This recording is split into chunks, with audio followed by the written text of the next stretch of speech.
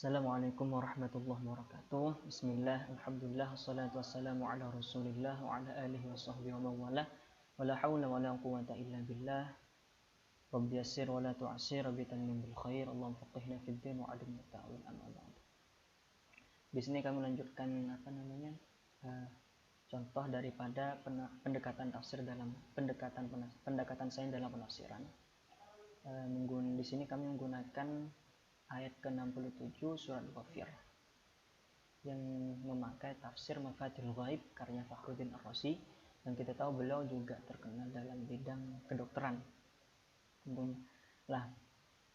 Sebelumnya, di ayat sebelumnya beliau mengatakan, Fakhruddin Ar-Razi beliau mengatakan bahwa untuk mengetahui bahwa Allah itu benar-benar ada, salah satunya dengan melihat ayat-ayat kauniyah. Ayat-ayat tentang penciptaan alam dan sebagainya. Di ayat-ayat sebelumnya itu juga disebutkan.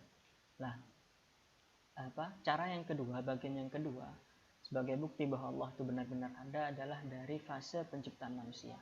Fase penciptaan manusia. Di sini dimulai dengan turab. Dari turab itu kan tanah. Jadi manusia diciptakan dari tanah pertama kali. Sehingga yang dimaksud dari tanah adalah Faqila al-muradu Adam. Nabi Adam yang di sini yang dimaksud sebagai manusia yang pertama kali diciptakan dari tanah. Beda dengan manusia setelahnya. Makanya beliau mengatakan di sini wa indi la hajata ilaihi. Jadi enggak perlu ada analisa lebih lanjut tentang Nabi Adam. Karena yang akan dianalisa lebih lanjut adalah fase setelahnya. Tsumma min nutfah. Karena pada umumnya manusia itu tercipta dari minal mani wa min damit tumfi. Ini yang dimaknai sebagai nutfah, percampuran antara sperma, mani, dan wamin damit tumfi, dari darah kotor atau darah haid, darah haid wanita. Jadi itu percampuran antara sperma laki-laki dan darah haid wanita yang nantinya akan lahir menjadi manusia. Sedangkan mani sendiri, lebih lanjut, mani tercipta dari audiyah, makanan. Makanan itu terserap dari pertama hayawaniyah, dari hewani, unsur hewani. Yang kedua unsur nabati. Jadi ada dua, bisa dari hewan, yang kedua dari tumbuhan. Fase sebelumnya ini juga terjadi pada fitakawuni dzalika al-hayawan. Jadi hewan juga memiliki fase yang sama, mirip seperti manusia. Berbeda dengan tumbuh-tumbuhan. Tumbuh-tumbuhan itu tercipta dari turab, hanya tercipta dari turab, tanah, wal ma, dan ma, dari air. Kemudian lebih lanjut, cuma tetap unsur utama manusia itu adalah tanah. Kalau kita lihat, makanya kan unsur hewani ataupun unsur nabati juga ada unsur tanahnya. Ini nabati tercipta dari tanah. Begitupun hewannya, kadang hewan juga memakan tumbuhan dan sebagainya. Itu kalau dilanjut. Jadi unsur pokoknya tetap tanah. Makanya at-turab yasiru nutfah. Jadi turab ini yang nantinya beralih menjadi nutfah. Cuma alaqah. Jadi fase setelah nutfah, yang nutfah di sini disebutkan sebagai percampuran antara mani dan damit tumfi. Sperma dan darah kotor atau darah haid. Fase setelahnya, setelah nutfah, itu ada alaqah, sesuatu yang menggantung di rahim.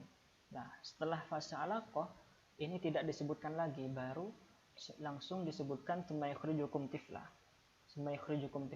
lahir sebagai manusia.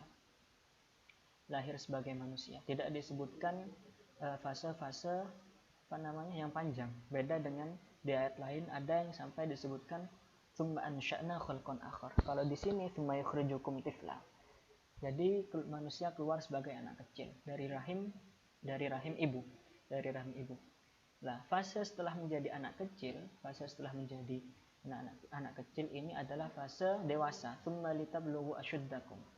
Fase di mana manusia sampai dewasa. Setelah fase dewasa ada fase syukha.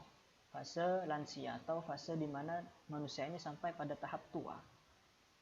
Setelah fase tahap tua, setelah manusia menua, lansia, ada fase di mana manusia itu yutawaffa, diwafatkan.